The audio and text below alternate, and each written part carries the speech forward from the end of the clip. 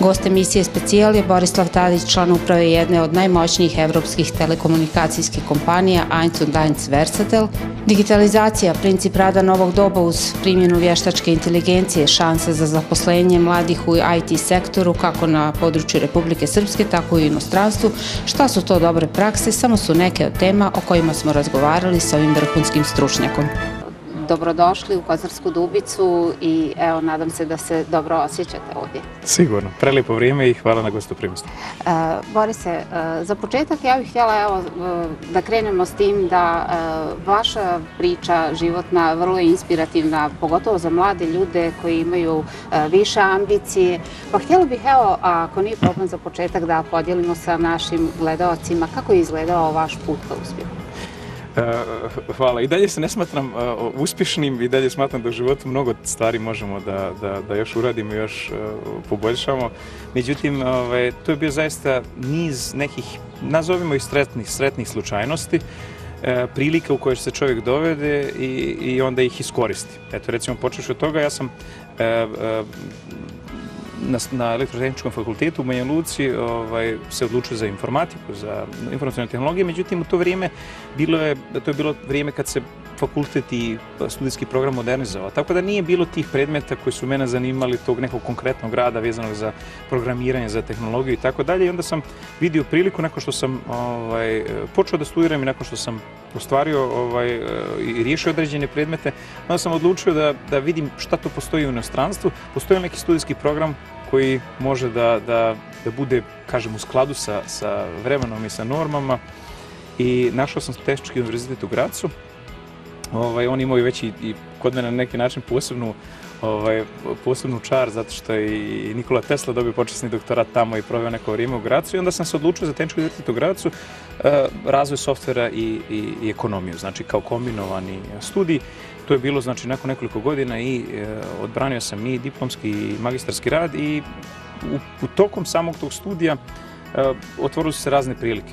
Radio sam za Siemens, radio sam za Magno International, radio sam za Fraunhofer institut, i jednostavno želio sam da moj dan bude ispunjen kako prijateljima, kako edukacijom, kako učenjem, tako i radom. Jednostavno da to vrijeme i energiju na najbolji način iskoristim, tako da mi nije bilo strano da 12-14 sati provedem u stalno u nekoj akciji, u nekom spinu, i ako još čovjek doda neki sport uz to, već je dan bio jako ispunjen. Znači, nakon dobrog sna i tog nekog balansa, tih vikenda gdje čovjek malo imao i vremena i za sebe i za svoje neke hobije, i tog zaista posvećenog rada tokom sedmice, bilo mi je jasno da se otvaraju mnoge mogućnosti.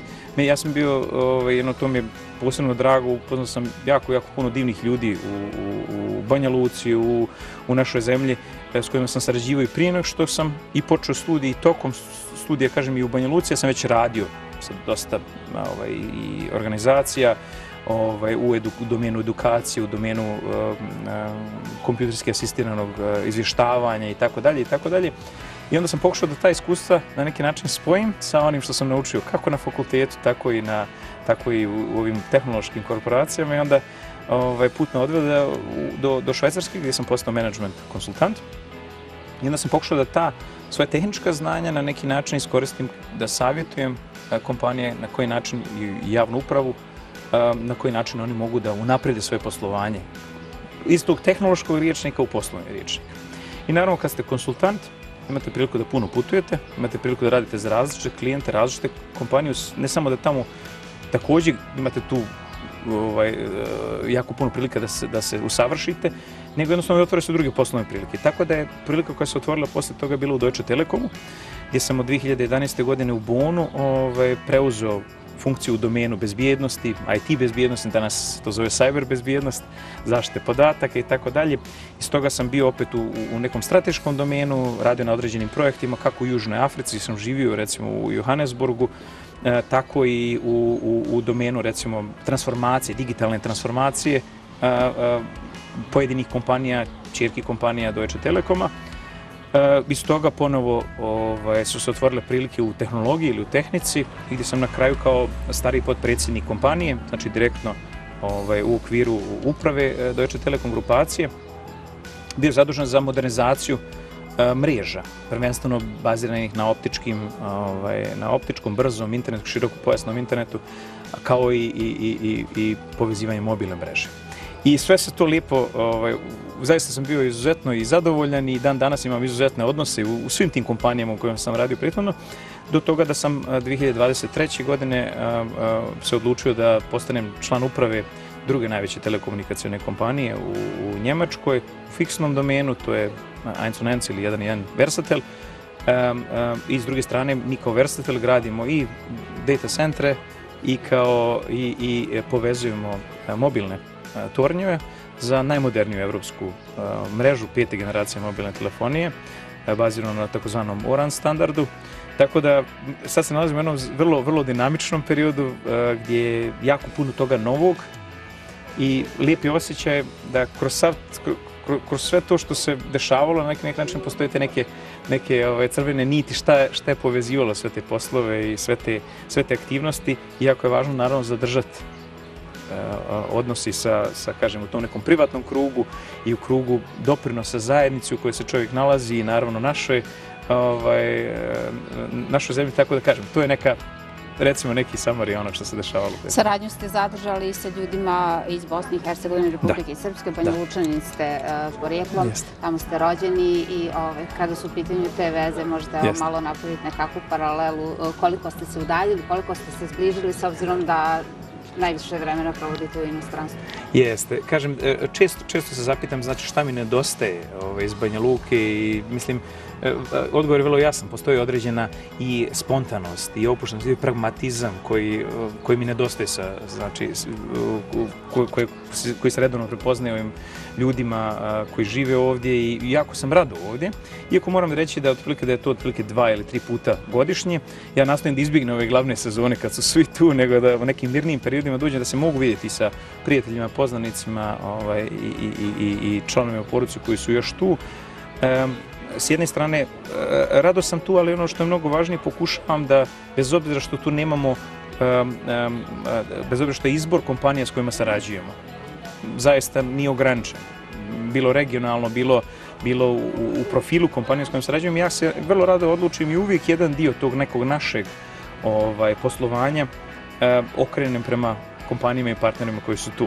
Zašto? Zato što smatram, kažem, znajući kvalitete koje naši ljudi, naši timovi nose, tu neku zaista posvećenu želju da se dokažu našim kompanijama, nastojimo da ih integrišemo, nastojimo da ih uključimo u zajedničko planiranje aktivnosti, da znamo zaista šta tim kompanijama treba. Ne ono samo da damo neke, kao zajedno sklopimo neke poslove, pa kao uzmi ili ostavi principu, nego da zajednički nađemo teme u koje možemo da sarađujemo, koje su interesantne i da na taj način što je više moguće zadržimo mlade ljude na ovim prostorima, da otvorimo radna mjesta i zaista u prethodnim godinama je to bio slučaj. Znači, više stotina radnih mjesta danas u ovoj zemlji postoji zahvaljujući tim inicijativama koje smo pokrenuli. Ti mladi ljudi ovdje su zasnovali porodice, nisu otišli u inostranstvo, žive i imaju vrlo pristojna primanja, čak ću reći nadprosječna primanja za ovaj region. I ja zaista u ovoj kao i u narednim ulogama planiram da to zadržim. Kao i da tu vrstu saradnje, odnosno tu vrstu prilika ponudi mladim ljudima, recimo studentima ili ljudima koji žele da urade ljetnu ili zimsku praksu. Zašto? Sa ciljem da oni nešto novo nauče, usavrše jezik, usavrše određene vještine i onda da se vrate i ta znanja onda primjene ili ovdje ili negdje drugdje na svijetu. Da li se primjenjuju takve prakse? Da li imate studenta iz Bosne i Hercegovine, konkretno Banja Luka, Dubica i ovaj naš kraj? Da, imamo i ja kažem upućujem i javni poziv ljudi koji su spremni da nekoliko mjeseci intenzivno rade, intenzivno uče, ali naravno budu i adekvatno kompenzovani za taj rad, a s druge strane spremni da se otvore potpuno novim poslovnim formama, sredinama, modelima i tako dalje. Biće mi veliko zadovoljstvo da im ponudimo priliku, bilo mi veliko zadovoljstvo kada bih vidio da je neko iz Kozarske Dubice zaista tu i da je spreman da se angažuje i naravno kakva god odluka bila, povratak, ostanak ili odlazak u neku drugu sredinu, mi ćemo to podržati. bilo bi mi veliko zadovoljstvo da vidim takve. Koji je način, evo recimo, da studenti koji su zaista talentovani, nadarani kada je u pitanju IT sektor, apliciraju i da budu dio takvog tima? Pa s jedne strane mi imamo kao Eins Versatel portal na kojem oglašavamo sve otvorene pozicije. Imamo niz otvorenih pozicija, kako u tehničkim, tako i u drugim strukama. I zaista je uz neko poznavanje, dobar dio tih uloga naravno zahtijeva određeno, makar osnovno poznavanje njemačkog jezika. Ukoliko se ti uslovi ostvaruju, moguće čak direktno aplicirati na otvorene pozicije za stalno zaposlenje. Ukoliko su, s druge strane, ukoliko se radi o studentima, učenicima i tako dalje, onda bi bilo preporučljivo znanje engleskog i njemačkog jezika i tu se može poput i putem portala prijaviti, ali rado i poslati, ja možu kažem da se rado meni pošalje kontakt, moja adresa je borislav.tadić@1und1.net, znači 1und1.net, i praktično ja ću tu naravno proslijediti našim ljudskim resursima sa određenom možda preporukom da se s ljudima porazgovara i kažem ako tu postoji zajednički interes, ako to odgovara vremenski, ako odgovara kompenzaciono, ako se nađu načini da se čovjek, kažem, i stambeno riješi i tako dalje, onda je to moguće vrlo jednostavno organizovati i, kažem, bilo bi mi zadovoljstvo da vidim naše talentovane mlade ljude tamo. Ovo je zaista bio otvoren poziv. Evo, u ime tih talentovanih studenta ja ću se i zahvaliti. Htjela bih još da čujem, spomenuli ste da je negdje posao diktirao i vaše mjesto prebivališta najčešće. Gdje vam je bilo najprijatnije boraviti? Pa, bilo je tu jako puno gradova. Ono što me oduševljavalo, recimo danas živim u Hamburgu i stvarno smatram da je to najljepši njemački grad, kako zbog blizine mora, tako i zbog zelenila. Ima dosta nekih sličnosti sa ovim prostorom, bez obzira što se radi o 2,5 milionskom gradu, znači zaista jednoj metropoli. Tamo gdje sam se lijepo osjećao, recimo u studentsko vrijeme, to je bio Graz, jedan od najljepših gradova u kojem sam živio je definitivno Cirih. Zbog jezera, zbog kvalitete života i svega drugog. Međutim, moram da kažem da svaka sredina na neki način inspiriše. Ja volim jako da putujem. I onda u tom kontekstu, recimo, život u Johannesburgu, gdje ispred moje kancelarije, recimo, su bile antilope i neke 200 godina stare kornjače. I kad to čovjek svaki dan doživi i vidi, to je nešto posebno. Bez obzira što kaže, možda, ne znam, da sad čitav život provedem u Johannesburgu, možda ne bi bilo toliko atraktivno. Ili recimo San Francisco.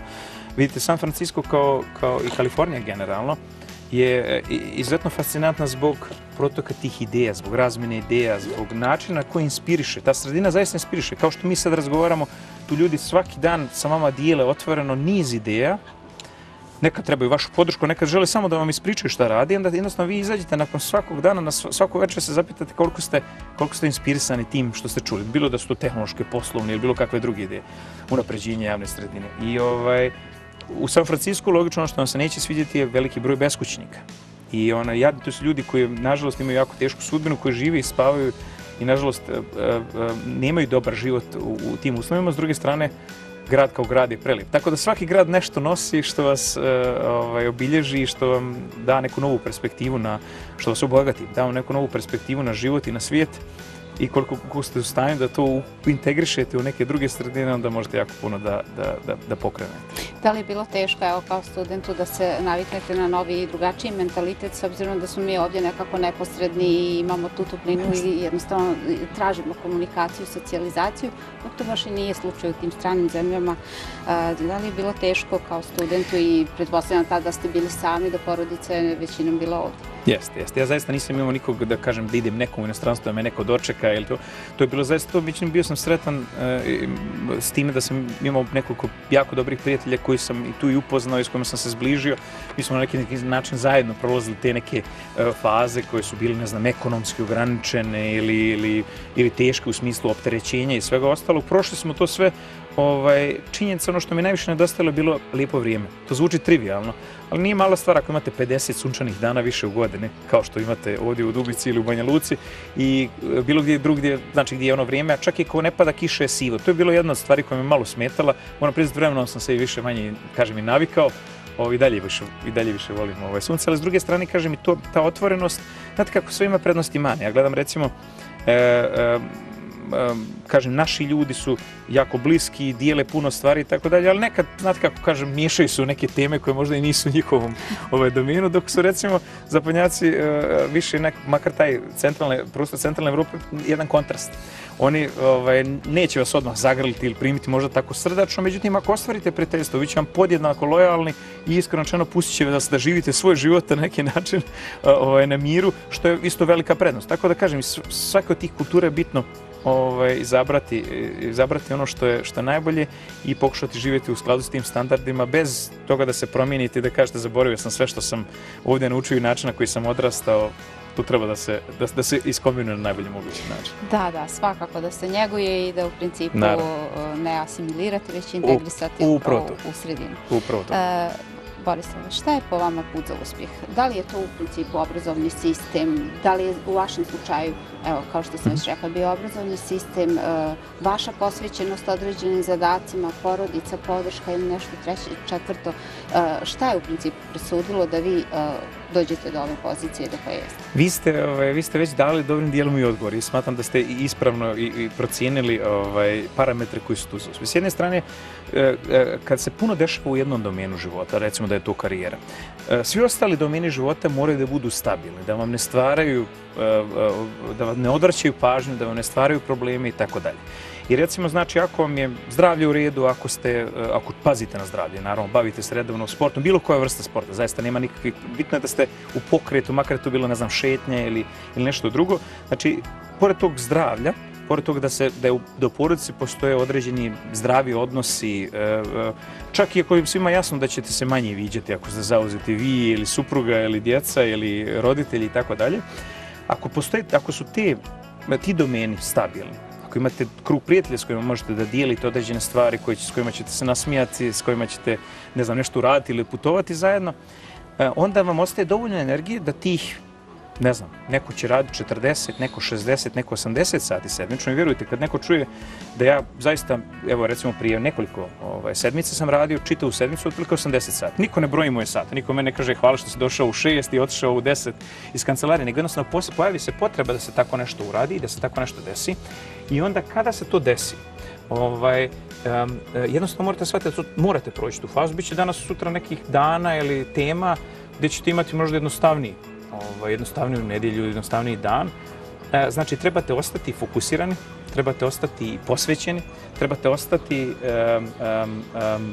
vrijedni, usprkos kad dođu problemi da ih podijelite s nekim, ali da jednostavno ostanete fokusirani na taj zadatak koji je tu i kontinuirano usavršavanje je neophodno. Nije dovoljno samo završiti fakultet ili steći neki sertifikat ili naučiti neki jezik, nego je potrebno da ga kontinuirano unapređujete, da kontinuirano radite na sebi, da radite na drugima i po mom mišljenju jedan od ključnih elemenata uspjeha je, znate, ljudi će reći povezujte se, budite zajedno u jednoj mreži, budite zajedno povezani, networking. Ali ja smatram da je nešto drugo pitanje. Smatram da je potrebno ulagati u druge ljude, da im je potrebno pomagati. Neko, kako sam ja bio na početku karijere, pa je možda mi neko pomogao savjetom ili mi dao neku ideju i sve drugo. Smatram da ja danas kad sam u prilici za nekog drugog to isto uradim, da to treba da radim. I smatram da to jako puno pomaže. Jer danas nikad ne znate koga ćete vidjeti drugi put, treći put u životu i ti od nekog koji je bio, ne znam, talentovan student, sutra će biti uspješan poslovni čovjek ili uspješan sportista ili akademik. I sa tim ljudima, ako ste vi uložili dio energije u njih, oni će tu uložiti ili u vas ili u sredinu koja je vama draga ili u neke druge teme, tako da smatram da to sve na neki način formula, ako nazovemo uspjeha. Da li smatrate da mladi ljudi ovdje imaju mnogo veće šanse za uspjeh nego što su svjesni toga ili u principu nemaju da su te šanse negdje u drugim zemljama? Da, smatram da je itekako i ovdje moguće, pogotovo vidite, mi imamo jednu sredinu, imamo prelijepu prirodu, imamo zaista rijetke su stvari koje ovdje nisu moguće, koje su moguće negdje drugdje. Naravno što bi bilo dobro da se u perspektivi, da je region malo bolje povezan u smislu, znate kako, da imate više letova, da ne znam ja, da su možda željezničke komunikacije isto moguće i sve drugo. Međutim, hoću da kažem da recimo pre nekih 20 godina vi niste mogli da radite ili ste jako u ograničenom kontekstu mogli da radite sa inostranstvom ili sa inostranim partnerima sjedeći u svojoj kancelariji ili u svom domu i da odatle i na taj način radi. Danas je to moguće i vi danas konkurirate praktično sa bilo kojom osobom koja sjedi u Silikonskom dolini ili u Aziji na nekom frontu najinovativnijih i najmoćnijih tema poslovnih. Vi ste zaista tu i imate mogućnost da to uradite iz svog doma, ovdje u Dubici, u Banja Luci, bilo gdje drugdje. I dovoljno da kažem, a da se usavršavate pristup, tako sad imate pristup znanju na jednom totalno drugom nivou. Vi možete da slušate kurseve sa Stanforda, ja sam imao zaista čast i privilegiju da na Stanfordu učimo vještačkoj inteligenciji, da recimo na Londonskoj poslovnoj školi učimo disruptivnim modelima. Vjerujte mi, danas je to moguće, čak besplatno moguće, što je jako važno reći, znači, pogotovo u našim uslovima, besplatno moguće iz topline svog stana ovdje u našoj zemlji. I znači to je jako velika promjena, tako da ja smatram da je ovdje jako puno prilika. Smatram da je potrebno naravno uložiti nešto i u vrijeme i u učenje stranih jezika. Smatram da je potrebno se zaista bez, ostavimo ego po strani, zaista da se otvorimo svemu ono što nam život i poslovne prilike nudi, da kažem u redu. Danas mogu da radim nešto teško, vjerujte, bilo je faza u životu gdje sam ja kao student, bez obzira što sam kasnije radio za Siemens i za Fraunhofer institut koji je, ne znam, oni su recimo ovaj MP3 format pokrenuli i sve ostalo, bilo je faza gdje sam morao da nosim ormar. Vjerujte, kao student moram da nosim ormar sa prvog sprata na 4 sprat za neku porodicu da bih uspio da te skromne troškove, ali zaista nisam puno trošio u to vrijeme, da premostim. Danas je naravno situacija potpuno drugačija. Danas ne moram da razmišljam o tim materijalnim aspektima, hvala Bogu, nadam se do kraja života. Tako da u principu to samo pokazuje da je zaista potrebno da se čak neke stvari koje su, ne znam, znate kako kod nas kažu, posao ispod časti. Nema posla ispod časti. I dok je čovjek vrijedan i posvećen, sve to što se uloži, ta energija koja se uloži, ona će se višestruko vratiti u budućnosti, tako da smatram da je jako moguće puno stvari uraditi ovdje kad se pravovremeno sa njima bavi i kad je čovjek otvoren pozitivne energije, mislim da se sve može uraditi. Kada je u pitanju digitalizacija, kako vidite sa vaše tačke gledišta naša država u poređenju sa evropskim državama i svijetom gdje se nalazimo? Mislim da ne zaostajemo puno i sad neko će reći, znate kako on lokal patriotizam, pa će on sad ispričati da je to sve idealno. Ne, smatram kad pogledamo na alate, šta nam je dostupno, pogotovo u domenu informacionih tehnologija, komunikacije i tako dalje. Smatram da imamo iste alate kao i u mnogo razvijenim sredinama, smatram da imamo iste izvore informacija i da smo zaista u stanju da naučimo bilo što se može uraditi na zapadu. Smatram da je moguće da se, trenutno kažem, kroz direktno ili indirektno povežemo sa poslovnim partnerima širom svijeta i da je mogućnost putovanja naravno tu i puno je ljepše kad evo kao što mi razgovaramo da se uživo s nekim razgovara i upozna. Međutim, smatram da nije neophodno. Smatram da je moguće da radite s nekim, eto recimo iz neke afričke zemlje ili iz Južne Amerike, možete da radite na daljinu i da tu osobu maltene nikad ni da vidite, da istovremeno imate izuzetan i poslovni ili edukativni ili neki drugi odnos. I smatram da je to nešto što je danas prisutno ovdje. Smatram da u domenu digitalizacije, kad se radi recimo širokopojasnom internetu, mislim da su te brzine koje se ovdje postižu ili latencije tako tu dostupne. Smatram da ako jedan domen može biti bolji, to je upravo još bolja mobilna mreža. Kako s pokrivenošću signalom, ali još više, recimo imamo ovdje 3. i 4. generaciju mobilne telefonije, 5. generacija je već de facto standard u Evropi. Smatram da se tu može uraditi još jedan korak i smatram da znanje i svijest o digitalizaciji treba da uđe u naša preduzeća, u naše akademske ustanove još više nego što je prisutna, a smatram i u školu. Smatram da je jako potrebno, da je već potrebno, ne znam, od prvog razreda osnovne škole. Moj mali sin bolje se razumije i bolje upravlja, ne znam, tabletom nego što, ne znam, gađa u parku, ne znam, na pijeskom ili, ne znam, pravi dvorce. I smatram da je to neophodno da tim klincima današnjim, da im učinimo dostupnim kako tehničke alate, digitalne alate, tako i te neke fizičke, realne alate iz realnog svijeta, da znaju da se igraju napolju, da i troše energiju, a da s druge strane smatram da im od početka školovanja osnovnog, srednjeg i kasnije univerziteta treba svakodnevno da rade sa digitalnim tehnologijama, da to jednostavno postane dio njihovog DNK, recimo to tako. I onda će to automatski postati de facto standard u svakom preduzeću, na svakoj akademskoj instituciji ili u svakoj javnoj instituciji. Da li će, evo sad recimo, digitalizacija, razvoj robotike, prisutnost vještačke inteligencije, da li će to u principu negdje u budućnosti ugroziti radna mjesta? Smatram da hoće, ali smatram da, baš zato što znamo da hoće, smatram da imamo dovoljno vremena da promijenimo način na koji poslujemo, da se prilagodimo, da steknemo neke nove vještine koje neće vještačka inteligencija biti u stanju da zamijeni. I vjerujte mi, ljudi prave one apokaliptične scenarije, znate kako bit će to neki kao iz filma Terminator i tako da. Ja iskreno ne vjerujem u to. Ne vjerujem u to u ovom momentu. Sve je moguće, znate kako sve je moguće, da sutra vanzemaljski brod sleti, sve je moguće, ali to što je vrlo malo moguće, ono što je izuzetno moguće je to da će neki manuelni, repetitivni poslovi biti zamijenjeni robotima. Zašto? Zašto su vrlo jednostavno, bilo softverski robot, bilo hardverski. Zašto? Zašto su, to je logično, ako neko kopira podatke iz jedne maske u drugi, iz jednog formulara u drugi, samo manuelno kopira ime, prezime, broj, ti poslovi mogu puno brže i puno jednostavnije, puno jeftinije da se urade sa pametnim alatima.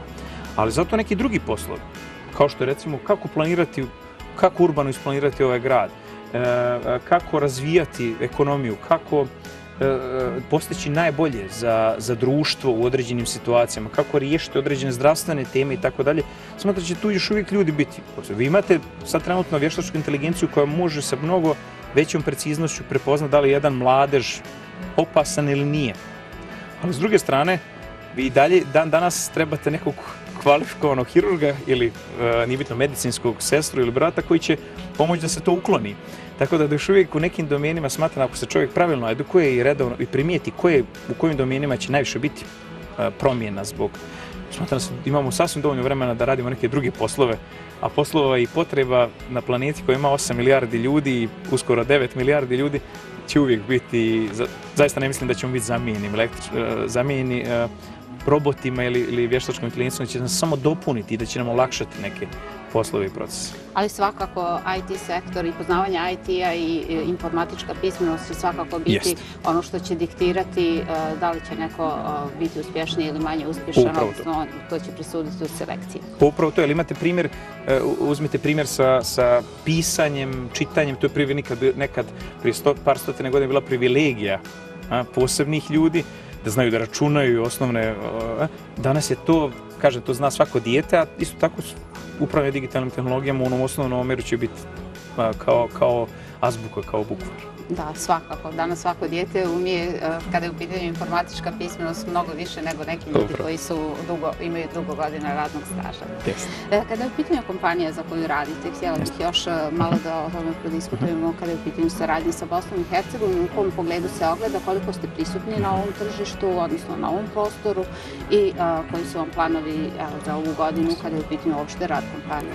Pa, mi planiramo u ovoj godini da rastemo 5% ili više i zasad smo na dobrom putu kad gledamo poslovne rezultate do maja, uključno maj. Ono gdje planiramo da investiramo su naravno digitalne tehnologije. Moram reći da je kompanija 1&1 prvenstveno fokusirana na njemačko tržište. Ali to ne znači da ne sarađujemo sa kompanijama i partnerima koji su van njemačkog tržišta. I ono što nam je plan u ovoj godini, to je razlog zašto sam danas ovdje ili ovih dana na našem prostoru, da razgovaram sa inovativnim preduzećima, sa kompanijama koje imaju dobru reputaciju i pokušamo zajedno da izgradimo osnovu za saradnju. I znate kako, ja nisam čovjek koji voli puno da priča. U ovom intervjuu vjerojatno pričam više nego, ne znam, nekoliko sati u nekom drugom kontekstu. Više volim da radim, odnosno da radimo. I umjesto toga da mi sad raspisujemo neke tendere, da se nešto provjeravamo mjesecima, razgovaramo, pregovaramo mjesecima, mi imamo vrlo jednostavan sistem. Mi kažemo, izvršit ćemo pilot projekat i dajte da pokažemo da to radi. Da li je to recimo niskogradnja, da li je to razvoj softvera, da li je to podrška u korisničkim servisima, odnosno korisnička služba. Hajde da počnemo i nakon par nedjelja do par mjeseci najdalje vidjet ćemo već da li smo u stanju da sarađujemo, da li nam odgovara, da li smo mi dobar partner, da li su te kompanije dobar partner i zato sam tu da zaista identifikujem te kompanije i nadam se da ćemo u narednim mjesecima realizovati pilot projekt i vidjeti s kim možemo da sarađujemo. Mislim da tu ima jako puno prostora i pogotovo imajući u vidu da generalno u Evropskoj uniji postoji velika potreba za kvalifikovanom radnom snagom, ali i za kvalifikovanim partnerima iz inostranstva, da trenutno govorimo o hiljadama i desetinama hiljada otvorenih radnih mjesta koja ne mogu da se popune jer nedostaje, i nisko kvalifikovani i visoko kvalifikovani. Smatram da to je izvrsna prilika saradnje. Pogotovo ako neko možemo da omogućimo da radi dobrim dijelom i da ostane u nekoj vezi sa svojim prostorom ko ne mora fizički da bude prisutan tamo. I smatram da tu ima jako puno prostora saradnje i kažem, ja se nadam da nakon ovog našeg intervjua nekoliko mjeseci kasnije ćemo imati već desetine zaposlenih ljudi koji će raditi ne za našu kompaniju direktno, nego za kompanije s ovih prostora koji će biti naši poslovni partneri i da zajedno rastemo u tom domenu. Mislim da je puno prilika. Za 10 mjeseci ćemo se morati sresti da napravimo presjek šta se izdešavalo. Za kraj bih htjela još čuti od vas šta su po vama dobre prakse, dobre životne prakse, dobre poslovne prakse? Izvrsno pitanje. Mislim da bi o njemu mogli samo razgovarati sat vremena. Imate vrijeme. Ali pokušat ću možda da s privatne prakse kažem, smatram da je jako dobro da čovjek u životu pronađe balans. Balans znači da u svakom domenu koji mu je interesantan bude prisutan koliko smatra da treba. I to se mijenja kroz životne faze, da li je to porodica, da li je to sport, da li su to prijatelji, da li su to hobi, da li su to putovanja. Eto, recimo, možda napravim digresiju, meni su putovanja jako važna. I lično posjetio sam 82 zemlje koje su priznate u Ujedinjenim nacijama, možda i koja nije priznata ili čak neki koji više ne postoje, recimo to tako. I planiram da to koliko mi god vrijeme dopusti da se tim i dalje bavim. Nekad su to putovanja s porodicom, nekad su to putovanja sa prijateljima, nekad su putovanja koje obavim sam. Ako je neka zemlja previše rizična, koji se dešava, ne znam, neki konflikt ili, ne znam, ne postoji opasnost od lokalne flore i faune ili nekih drugih uslova, onda se osjećam puno ugodnije ako sam tu sam, odgovaram za svoj život i zaista nemam straha od bilo kakvih elementa, ali postoji neki zdravi oprez. Da znam ako idem u zemlju koja se nalazi u nekom konfliktnom zoni, da ne trebam da radim to i to ili da idem tu i tu i da se ponašam tako i tako. I nakon te 82 zemlje, kažem, planiram da eto, neki naredni, recimo, ako sve bude išlo po planu, narednoj deceniji, da prođem i broj 100. Iako mi to zaista nije primarni driver. To mi je nešto što me opušta, što mi skrene misli, nekad me prizemlji. Znate kako, kad ste u domenu uspješnih ljudi i razgovarate sa njima. To su ljudi koji jednostavno, njima je sad problem što,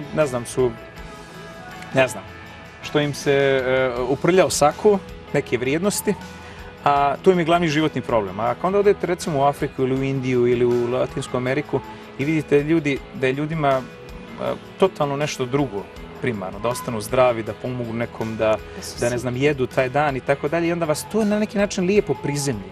Da shvatite da postoje puno veći problemi u životu, da budete sretni i veseli i pozitivni, da pokušate pomogniti drugim ljudima zašto ste privilegovani na neki način. Tako da ta putovanja volim, a kažem, za poslovne prakse smatram da je potrebno da imate talent, određeni talent, da prepoznate taj talent. Nije sve kod talenta. Ja iskreno u nekim domenima zaista smatram koliko god se trudio da neću biti uspješan ili da ne bi bio uspješan, nego prepoznati svoj talent, onda raditi na tom talentu, kontinuirano se usavršavati, onda imati zdrav stav. Jer znate kako, ako ste najpametniji, najobrazovaniji, imate najbolje vještine, a ne znate, niste u stanju da sa ljudima komunicirate na osnovnom nivou, da prepoznate malo empatično, znači kako ljudi funkcionišu, šta im je bitno i tako dalje, nećete džaba, sav to znanje, sav taj talent neće vam koristiti, zato je potrebno da se to sa pravim stavom pokrene. I naravno treba računati da rijetki su poslovi gdje vi možete za sat ili 2 vremena da ste onda mirni, da čitav mjesec odmarate i da ste zaradili svoj novac. Često je to tako da kad se ne radi o novcu, nek se radi generalno o pokretanju određenih aktivnosti, ako niste previše materijalno orijentisani, što je meni uvijek važno i u ljudima da prepoznam, jer ljudi koji samo gledaju na materijalno neće daleko i ne uspiju. Imaju možda kratkoročni uspjeh, međutim ne nastane zdrava sredina, ne nastanu zdrave porodice i tako dalje. Potrebno je da se to materijalno sa duhovnim, sa kulturnim, sa civilizacijskim poveže i da se u svemu, kažem, nađe adekvatan balans. Da jednostavno kažete, u redu, zadovoljan sam, jer samo zadovoljni i sretne osobe mogu drugim ljudima da pomognu i, kažem, danas su ta vremena tu, ako pratite stojke, sutra mogu da dođu druga vremena, čovjek treba da se kaže, ok, sad to imam, možda to sutra neću imati, ali i dalje sam zadovoljan i sretan i neke druge stvari me drže u životu, tako da, kažem, eto, to su možda ukratko neki principi koje bih preporučio i drugim ljudima.